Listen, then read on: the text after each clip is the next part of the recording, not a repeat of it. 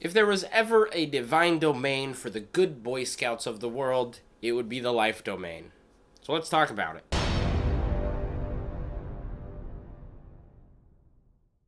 Hey fellow Game Masters, I'm Richard Quiner, and welcome back to the RPG Daily, your daily dose of all things tabletop role-playing games, helping you build your world and master your game. And today we continue our series on Cleric Divine Domains with, as I called them, the Boy Scouts of Divine Domains, the Life Domain. So as always, let me know your thoughts on this domain in the comments below as we go through this video and you learn a little bit more, and I learn a little bit more, and we learn a little bit more together. So what is the Life Domain?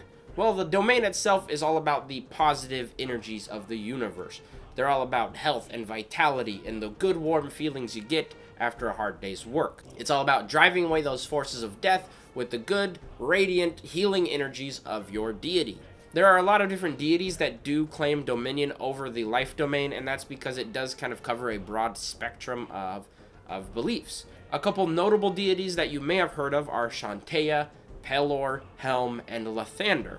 All of them are life deities, but they also kind of dip their toes in other domains as well. So, if you are ready to become the dedicated healer of your adventure party, let's dive into it, and let's talk about how this divine domain works. Like all clerics, you get a couple spells at certain levels of your divine domain. For level 1 of the life, you get Bless and Cure Wounds.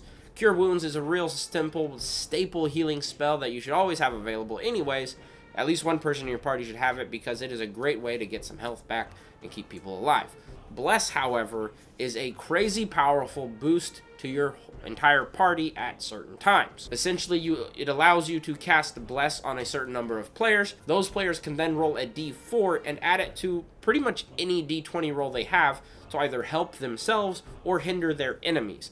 So it's a really good way to kind of bless your party and hurt your enemies at the same time without actually causing any physical damage. At level 3 of the Life Domain, you get the spells Lesser Restoration and Spiritual Weapon.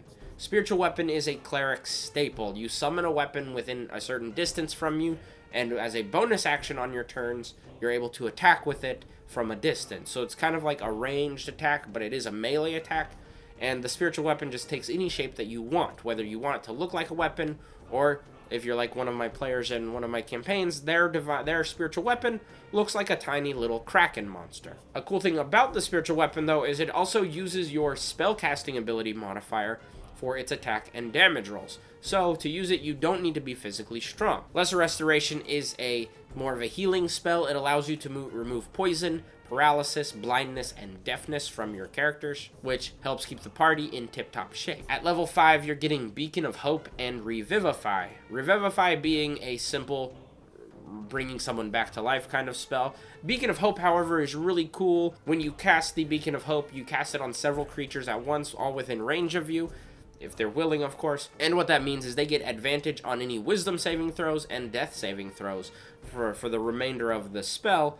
Plus, every time you heal that character using a healing spell, rather than roll dice to see how much they get healed, they actually take the full amount possible, or the max dice possible of healing. At level 7, you get Death Ward and Guardian of Faith, and I've talked about Death Ward in other videos before. It is fantastic, saved my bacon many a times, as it basically, when you die, when you hit 0 hit points, it bounces you up to 1 immediately, and you can sit on it and have it cast on you for, I think, 8 hours. So it's a good spell to keep people alive if they're prone to getting knocked out. Guardian of Faith, however, is more of a defensive spell, as it creates a giant spectral kind of warrior that gets in position and stays there and hits anything that comes into its range. The Guardian of Faith will last for 8 hours, or until it deals 60 health of damage, whichever comes first.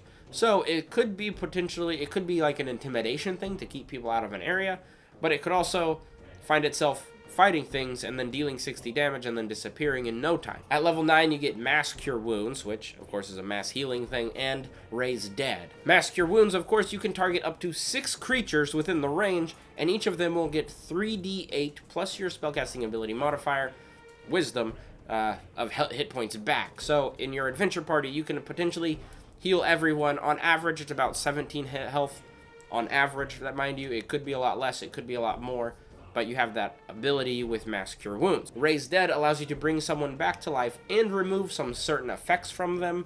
as long as they've only been dead for under 10 days.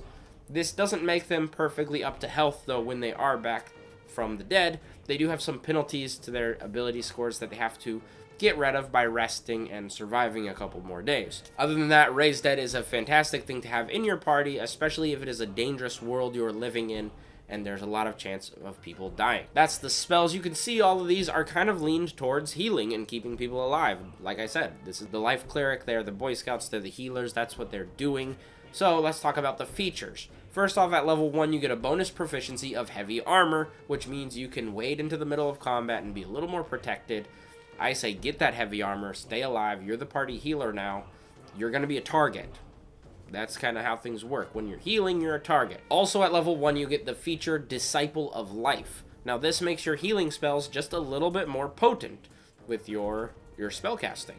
Every time you cast a healing spell that is not a cantrip, so a level 1 or higher, you get to add 2 plus that spell's level of hit points to whatever you're healing. So for example, you cast a spell that is a 3rd level spell to heal someone, you get to add 2 plus 3, that's 5. You get to add 5 onto whatever roll you make for that healing, and add that to the healing that you do for your ally or yourself. At level 2, you get your Channel Divinity. This time it is called Preserve Life. Preserve Life is a pretty powerful healing ability that also gets stronger the higher level you are. It can be used either as mass healing or on a single target, depending on what you need in the moment, and you can target multiple creatures all within 30 feet of you all at once, if you would like. And rather than roll dice and see how much health you're getting back, all you do is take your cleric level, multiply that times 5, and then divide that number between the players or the characters who you're healing, and that's how much health they get back. So at level 1, you're healing 5 damage. At level 2, you're healing 10. At level 20, you're healing 100 damage, divided between however many creatures you've decided to heal. So it can be really potent if you pump this all into one person even at a lower level. At level 5, this is 25 hit points, and if you put that into one person, that's an easy 25 health they get without having to roll dice about it.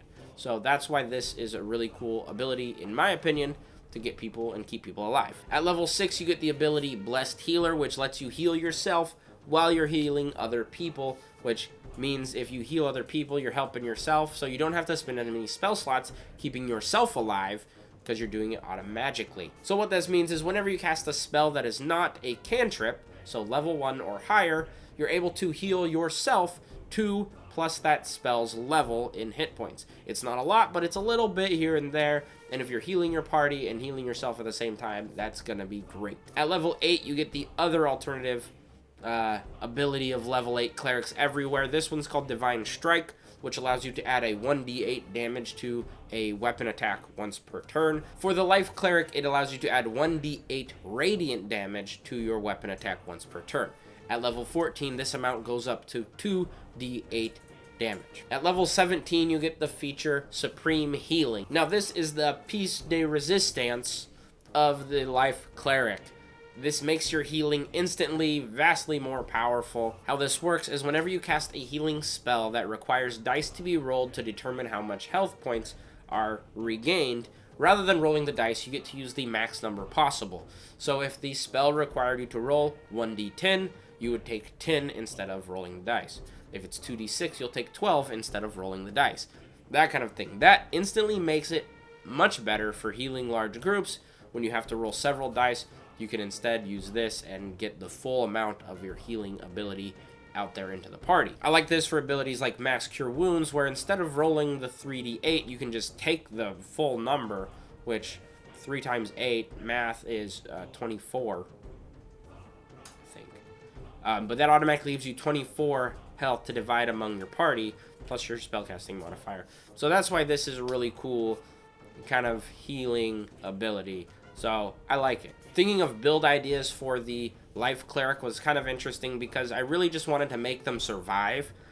I don't think there are some things, sure, that can kind of boost their spellcasting abilities. There is the Healer feat, which is good for flavor, not really good for actual spellcasting, but it's good if they use healing kits and stuff like that. But I would say you want this guy to survive, so of course you gotta have your wisdom high, as always, but maybe boost your constitution as your second highest, as you'll get more hit points yourself, and it will allow you to be able to keep casting spells as you get hit. Resilient could be another good feat, as I mentioned before. it gets you to add that +1 and gives you proficiency in that ability score saving throws. Those are kind of staples, I think, for all of these to just keep you going. There's also the mobile feat, might let you get around the battlefield a little quicker, get in and out of dangerous situations faster to be able to be more effective help for your party.